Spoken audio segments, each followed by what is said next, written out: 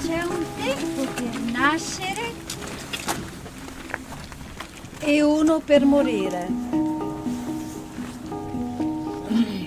Come italiani nasciamo e cresciamo allattati dalla feconda bellezza prodotta nei secoli. Arte sacra che dialoga col divino grazie a pittori, scultori e abili artigiani. In quel bambino c'è qualcosa di noi. E in noi vi è qualcosa di quel piccolino. Non serve essere credenti per accogliere il messaggio che qui vi verrà consegnato. Arte, risposta ed eterna domanda che da secoli si avvale di forme e colori per dare compiutezza e senso a tutto ciò che ci circonda. Arte che anela all'inesauribile fonte dell'ispirazione, che è balsamo e cura per l'anima, piacere per la vista, ristoro per la mente. Ecco cosa continua a fare l'arte nel tempo, esprimendosi con pennelli, matite o scalpelli, grazie alle nostre stesse mani, ma solo quando mani, cuore e mente si uniscono insieme in armonia, può nascere l'opera d'arte da consegnare al giudizio del tempo.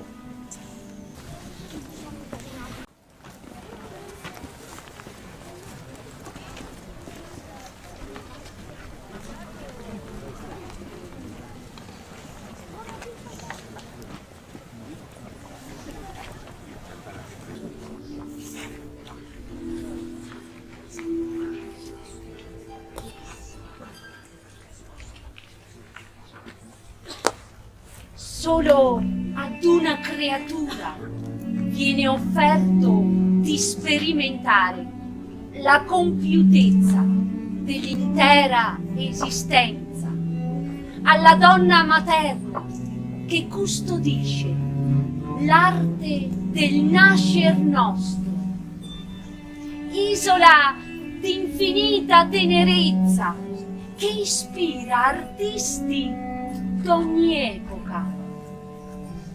Madre, per sempre madre, maternità e pietà ci accompagna dalla dolcezza del legno della culla a quello greve della croce.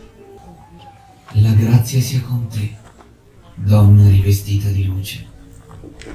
Tu diverrai madre secondo le scritture, darai alla luce un figlio che sarà nel mondo, ma non del mondo.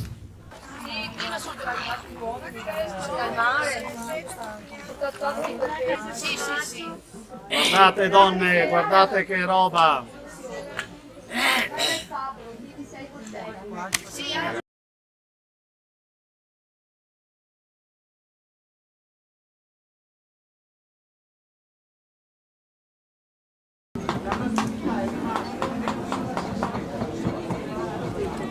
I nomi di grandi artisti, Dante Lamy, Michelangelo, Bernini, fino al nostro Palladio, restano impressi nella pietra che hanno plasmato.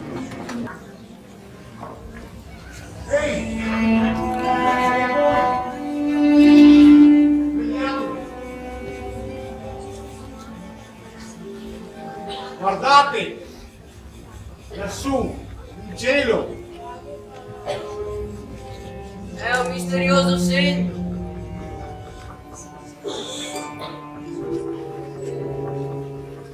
La luce più luminosa di tutto il firmamento. Direi stelle.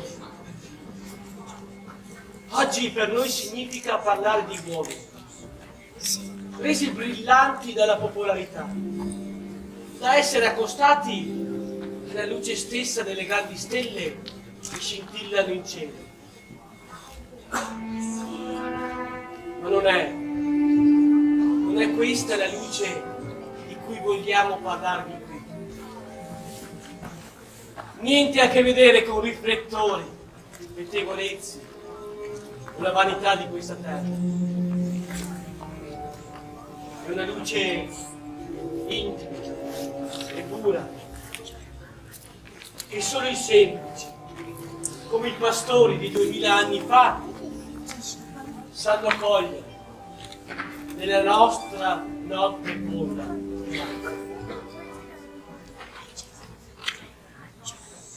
Non era una luce bianca o dorata, come quella che sarà rappresentata nei grandi quadri, ma un chiarore avvolgente e materno.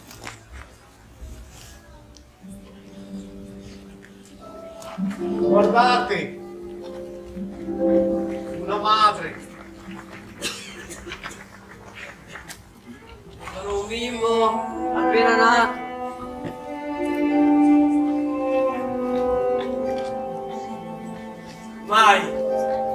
Mai nella terra sarà manifestata una tale luce,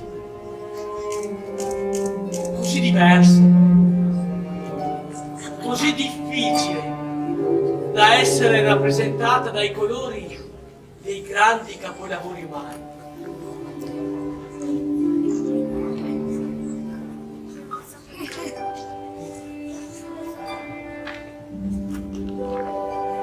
Una luce per tutti, senza distinzioni.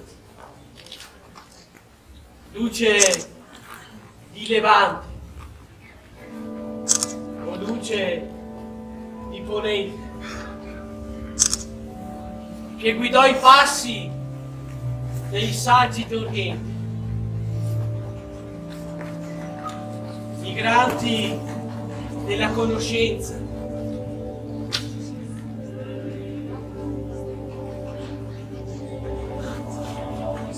esperti del cielo,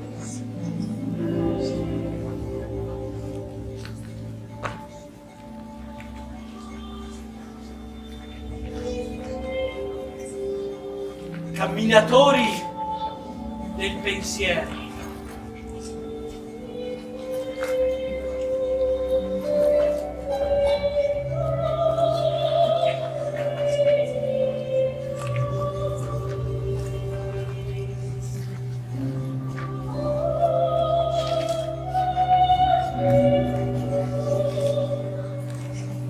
L'arte li dipingerà con i colori più sgargianti e le pelli più diverse. Li vorrà re pieni di sfarzosità, migranti e saggi giunti da terre arcane. E mentre l'immaginario diventa storia dell'arte, ieri come oggi l'umanità intera si ritrova innanzi a quel bagliore che annulla ogni nostra velleità per l'essenzialità.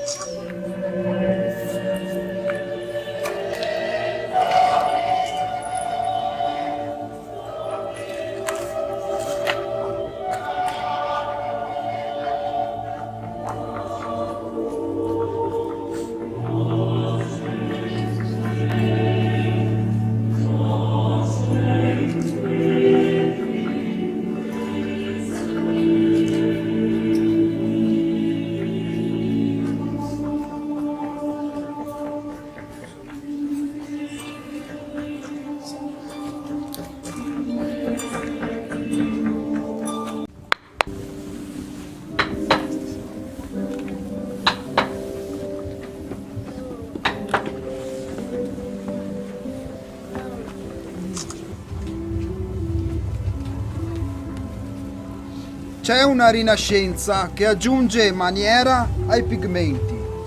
L'Europa è scossa dal turbine delle riforme e controriforme, fucine di idee e ideologie che poco hanno a che fare col sacro di cui si rivestono. A Messina dipingerà questa adorazione dei pastori per la chiesa dei Cappuccini, con Maria provata dal viaggio e successivo parto, mentre regge il bambinello addormentato, inaugurando di fatto la tradizione della natività povera, con San Giuseppe di Pastori a creare una funesta croce intrecciata di corpi.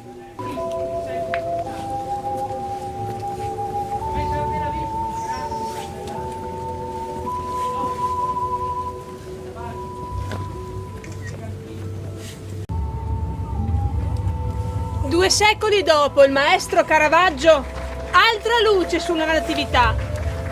Una composizione di colore partorita dal maestro trentino Giovanni Segantini, capostipite dei pittori divisionisti. Sacro e profano passano per la punta del suo pennello, cogliendo l'intimità di una madre e la spontaneità di un animale. Il quadro, dipinto sul finire del 1800, racchiude due mondi, due realtà, due madri, come sarà il suo titolo. Il colore pare essere impastato con il silenzio di una stalla, in quell'attimo di assoluta quiete che rasenta il cielo in terra. Al centro, in una lanterna, come reliquia una luce, scintilla primordiale della vita. Si è ormai lontani dalla classica grotta dei pittori antichi. Eppure, in questa rinnovata natività, c'è l'eterno dialogo tra la madre e il figlio, che si fa preghiera, inno e lode, in una contemplazione che ci riconsegna alle sue origini.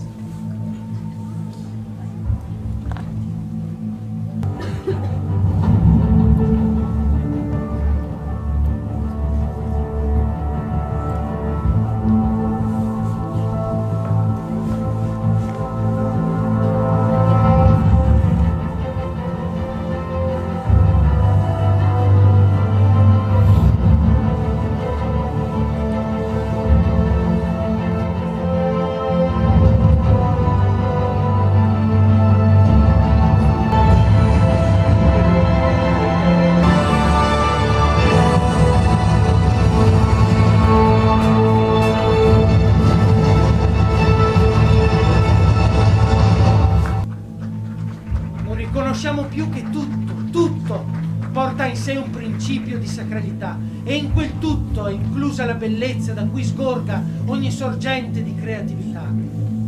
Ricordate che siete vivi, perché un giorno siete nati.